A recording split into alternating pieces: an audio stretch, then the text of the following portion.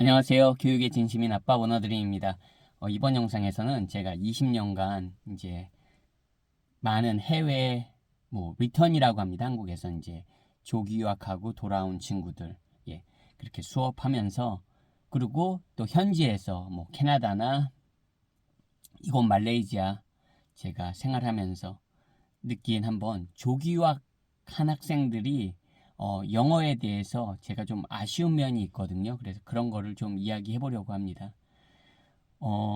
기본적으로 포인트만 말씀드리면, 일단 조기 유학 다녀온 학생들은 기본적으로 적어도 초등학교 시절 이렇게 어린 시절에 다녀왔던 친구들은 발음은 좋습니다. 또 한국에서는 참 재밌는 게 발음으로 그 사람의 영어를 평가하는 게 가장 큽니다. 그래서 어떻게 보면 이제 한국에서 더 어릴 때 나가는 바람이 바람이라고 하는 보다 이제 그런 트렌드가 조금 그런 거랑도 연관이 있지 않나 싶어요. 근데 그런 거는 저도 영어 사교육 시장에 20년간 있었지만 심지어는 선생님을 판단할 때도 그렇습니다. 그렇기 때문에 그거는 어떻게 보면 굉장히 안 좋은 편견이지만 바뀌지는 않을 것 같아요. 그 한국 분들의 그런 그 영어에 대한 그 인식이, 판단 기준이 바뀌지는 않을 것 같습니다. 어쩔 수 없는 거고, 어쨌든 발음은 좋습니다. 이 조기 유학 다녀온 친구들이 발음 그거 하나로 어떻게 보면 한국에서는 그냥 압도해 버릴 수도 있는 겁니다. 하지만 저는 영어 교육에 종사하는 사람으로 지금 이제 말씀드릴 이런 점들은 조기 유학 다녀온 친구들을 보면서 너무 아쉽다, 너무 아쉽다. 국가에 상관없이 미국이든 캐나다건 말레이시아건 어디건 호주건 상관없이 한번 아쉬운 점을 이야기해 보겠습니다. 예를 들어서 이 아이가 초등학교 때 한 1, 2년을 있었어요. 그러면 그 아이의 나중에 한국에 와서 그 아이가 중학생이 되던 고등학생이 되건 이 아이의 말하기 수준은 자기가 영어를 습득했던, 예를 들어서 초등학교 3학년, 4학년 때 있었습니다. 그럼 이 아이의 말하는 그런 스타일은 이 아이가 고등학생이 됐어도 만약에 한국에 있다면, 다시 한국으로 돌아왔다면 이 아이의 수준은 그 3, 4학년 수준의 그 당시에 그 조기 유학 당시에 말하기 수준을 가지고 이야기하는 경우들이 거의 답니다. 거의 답니다. 제가 과장하는 것 같나요, 여러분? 과장하는 게 아닙니다. 예를 들어서 이런 학생들도 있어요. 이제 부모님이 미국에서 석박사 하시고, 그래서 미국에서 태어났거나 아니면 아주 어린 시절에 유년기, 그러니까 쉽게 말해서 미국은 K-12라고 하거든요. 즉 K는 유치원입니다. 유치원 1년 과정하고 이제 우리로 하면 고3 과정이 이제 12까지인데요. 그렇게 K-12 과정에서 예를 들어서 이 아이가 킨더가든 유치원 과정하고 1, 2학년만 다녔다. 그리고 이제 한국에 와서 어떻게 보면 이제 한국식 교육을 받은 거예요. 영어도 그렇고 다. 그럼 이 아이의 영어 수준은 그냥 이 아이가 부모님이 영어를 잘 신경 써 주셨다면, 그리고 이 아이도 계속 영어를 이렇게 속된 말로 갈고 닦았다면, 열심히 했다면 좀 다르겠지만, 그렇지 않고 그냥 한국 스타일대로 갔다면 이 아이의 영어는 정말로 그 당시에 유치원 과정이나 1, 2학년 때 수준으로 영어를 말하게 됩니다. 그게 참 신기한 것 같아요. 한국에 와서도 어쨌든 입시 영어 중심이지만 한국 영어학원들도 심지어는 중학생들 내신 수업 그런 것도 많이 하지만 토플 수업 같은 것도 많이 하거든요. 토플 단어장도 외우고 수능 단어장도 외우고. 근데 이 아이들이 쓰는 영어는 자기가 조기유학했던 그 시절의 영어를 씁니다. 한국에서 공부했던 그런 단어 아이들 쓸 것 같나요? 못 써요. 못 씁니다. 그게 참 신기해요. 예를 들어서 에세이를 쓰거나 그럴 때는 한국 아이들이 또 정말 좀 어떻게 보면 너무 그런 차이가 나는 게, 이게 실력의 차이가 아니고요. 말할 때는 아까 말씀드렸죠. 예를 들어서 이 아이가 초등학교 3, 4학년 때 조기유학을 다녀왔어요. 2년간. 그럼 이 아이의 말하기 할 때는 자기가 조기유학 했을 때, 이 아이가 고등학생이라고 예를 들었을 때 말하기 할 때는 3, 4학년 수준의 그런 말을 합니다. 자기가 조기유학 당시에 했던 스타일대로 말을 합니다. 그것도 오히려 시간이 지났기 때문에 그때만큼 유창하지도 못하고 그때만큼 그럼 자연스럽지도 못합니다. 굉장히 어떻게 보면 그때보다도 훨씬 비교해서 못하는 거죠. 그런 능력으로 말하기를 하면서 이제 이 아이들이 한국식 교육을 받았기 때문에 이런 에세이 같은 거 쓸 때는 또 막 어마무시한 단어들을 쓰거든요. 막 토플에나 나오고 정말 이거는 이런 단어를 아이가 쓴다고 싶을 정도의 단어들을 또 에세이 쓸 때는 막 씁니다. 근데 그런 어려운 단어를 썼다고 해서 에세이가 좋아 보이는 게 아니고요. 엉망이죠, 엉망입니다. 그러니까 이게 쓰지 않아야 될 단어들을 막 어려운 단어들을 어떤 막 수능 읽을 때 자기가 지문에서 나왔던 그런 외웠던 단어들, 토플 단어책에 나왔던 단어들을 막 그냥 한국말로 매치해서 그냥 써버리는 거예요. 정말 어떻게 보면 좀 심각하게 말하면 정말 코미디죠, 여러분. 코미디가 되는 겁니다. 그래서 여러분 포인트는 뭐냐? 이제 조기유학을 뭐 계속 말하자면 말레이시아에서 예를 들어서 제가 말레이시아에 있기 때문에 말레이시아를 예를 들고 제가 캐나다에 오래 살았기 때문에 캐나다 예를 드는 겁니다, 여러분. 뭐 계속 여기서 있고 말레이시아에서 있고 계속 캐나다에 있다면 그래도 괜찮습니다. 당연히 괜찮죠. 예. 뭐 초등학교 3, 4학년 때부터 계속 캐나다에 있었다. 뭐 호주에서 3, 4학년부터 계속 뭐 중고등학교 그리고 대학까지 호주에서 나왔다. 그러면 적어도 뭐 말하기, 듣기, 쓰기, 읽기 한국 사람이 생각할 때는 엄청난 영어 실력이죠. 그런 사람들의 영어 실력을 논하자는 게 아닙니다, 지금. 포인트는 뭐다? 한 1, 2년, 2, 3년 그냥 어린 시절에 조기유학 다녀오는 친구들 많잖아요. 뭐 미국으로, 캐나다로, 뭐 이건 말레이시아로. 정말 그런 친구들 많이 있거든요. 그리고 다시 이제 한국으로 돌아가죠.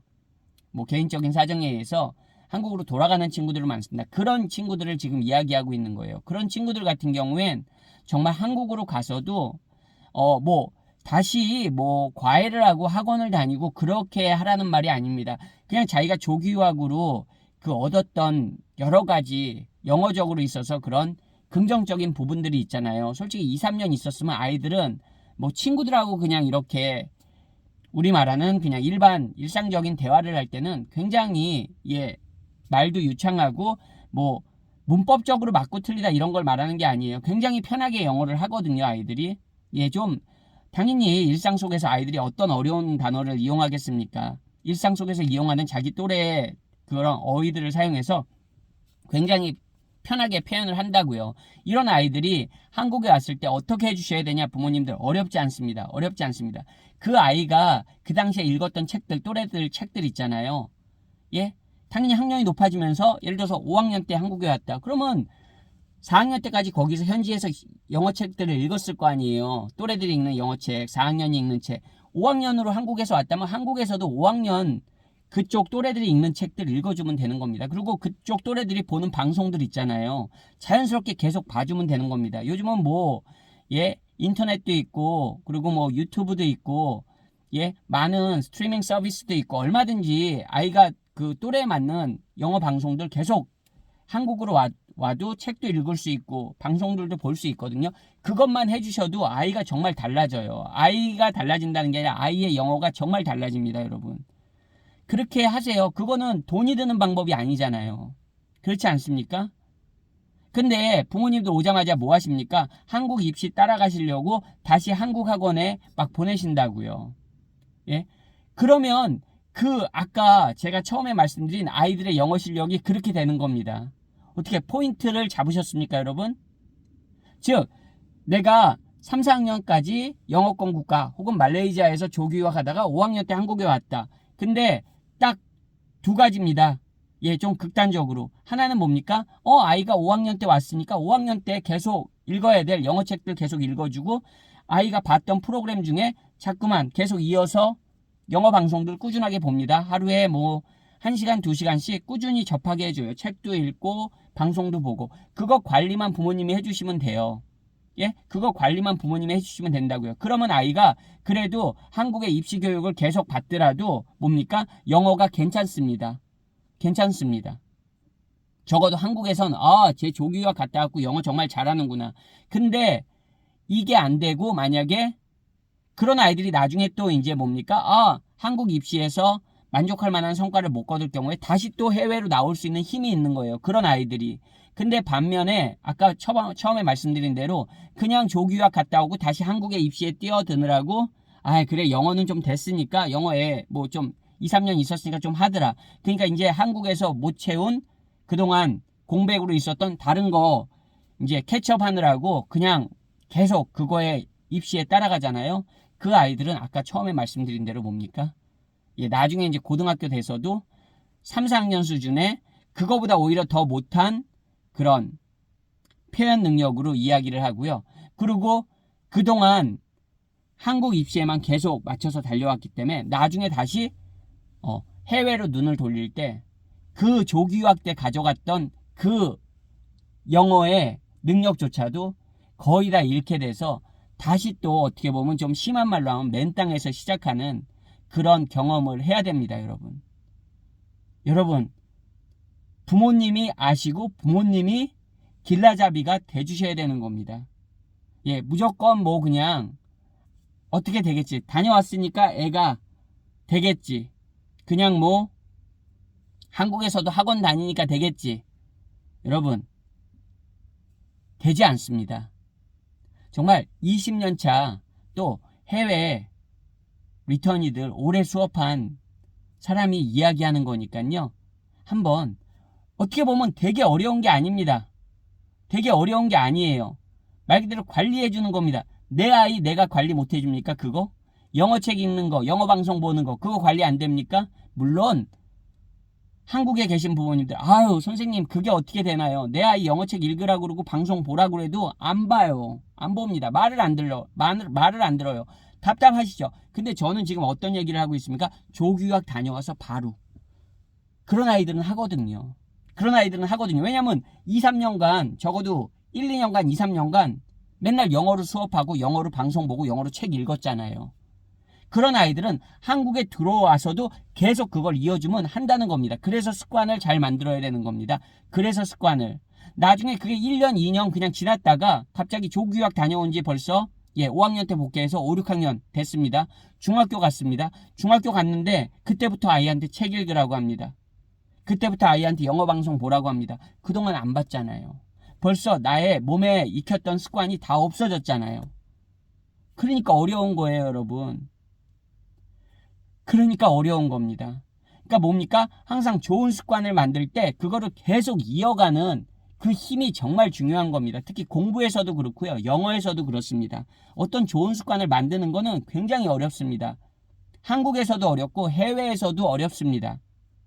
그 좋은 습관을 1, 2년간 조교학을 통해서 어쨌든 자연스럽게 익힌 거잖아요. 영어가 내 일상 속에서 꼭 필요하다는 걸 아이가 익힌 거잖아요. 학교 생활을 통해서 친구들과의 이런 관계를 통해서 익힌 거잖아요.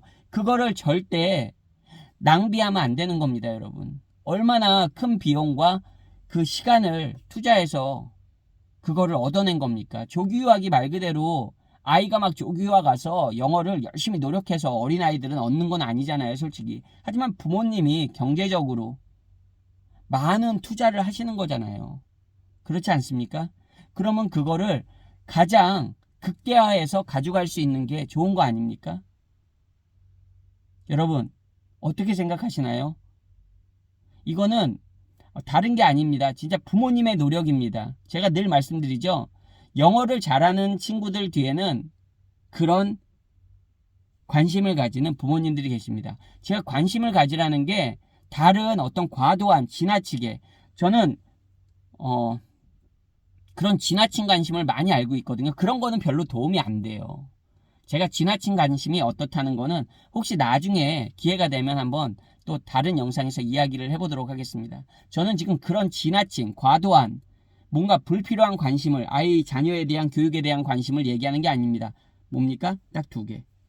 아이가 계속 그 조교육 당시에 했던 그 습관을 한국에 와서 최소한 이어줘야 되는데 그게 뭐다?